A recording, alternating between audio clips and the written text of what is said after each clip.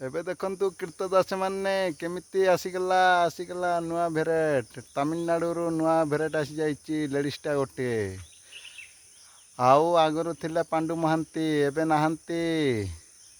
ଏବେ ହେଉଛି ସୁଜାତା କାର୍ତ୍ତିକ ପାଣ୍ଡିଆନ ଅଛନ୍ତି। ଆଉ କୀର୍ତ୍ତଦାସ ମାନେ ଏବେ ଆଗରେ ଜେଣ୍ଟସକୁ ଚପଲ ଧୁଆଧୁଇ କରୁଥିଲେ, ପୁଛାପୁଛି କରୁଥିଲେ। ଏବେ ହେଉଛି ଲେଡ଼ିସ୍ର ଚପଲ ଉଠେଇବେ। ଆଉ ଆଗ ବୋଇଲେ ମଝିରେ ଯେମିତି ନବୀନ ବାବୁ ପଛରେ ପଛରେ ଲାଗିଥିଲେ, ପାଖରେ ଯାଇପାରୁଥିଲେ, ଆଗକୁ ଆଉ ଯାଇପାରିବେ ନାହିଁ। ଦେଖନ୍ତୁ ଏବେ କ'ଣ ହେବ ଆପଣଙ୍କର ପରିସ୍ଥିତି, ତୁମର ପରିସ୍ଥିତି କ'ଣ ହେବ ଦେଖନ୍ତୁ। ଗୋଟିଏ ଲେଡ଼ିସ୍ ତଳରେ ଗୋଟେ ମାକିଣା ତଳରେ ଥିବେ। ଆଉ କୀର୍ତ୍ତଦାସ ମାନେ ଭଲ ଅଛନ୍ତି ତ?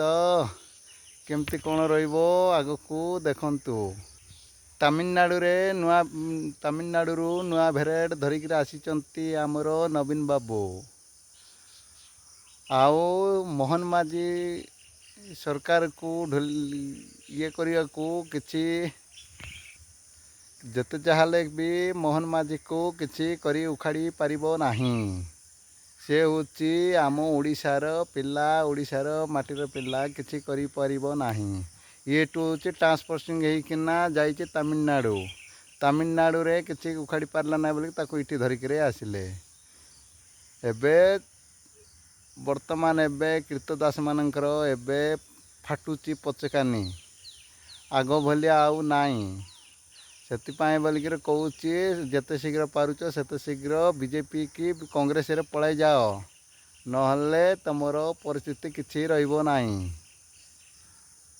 ଭବିଷ୍ୟତରେ ବଞ୍ଚିବାକୁ ହେଲେ କେଉଁଟା ହେଲେ ଗୋଟେ ରାସ୍ତା ଖୋଜିକିନି ବାହାରିକିରି କେଉଁ ଦଳରେ ମଧ୍ୟ ପଳ, କିଛି ଅସୁବିଧା ନାହିଁ।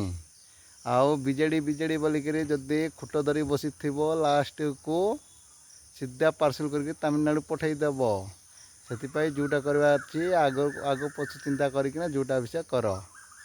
ଆଉ ରହିଲା ଆମର ମୋହନ ସରକାର, ବିଜେପି ସରକାରକୁ ଟାର୍ଗେଟ୍ କରିବି ବୋଲିକିରି ଭାବିଲେ ମଧ୍ୟ ଯେମିତି ସୁଜାତା ମ୍ୟାଡ଼ାମ୍ ଯେମିତି ଭାବିକିରି ଆସିଛନ୍ତି ସେମିତି କିଛି କରିପାରିବ ନାହିଁ।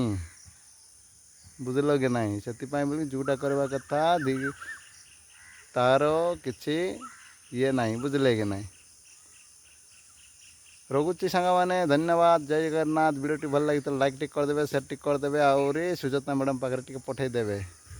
ରଖୁଛି, ବାଏ ବାଏ।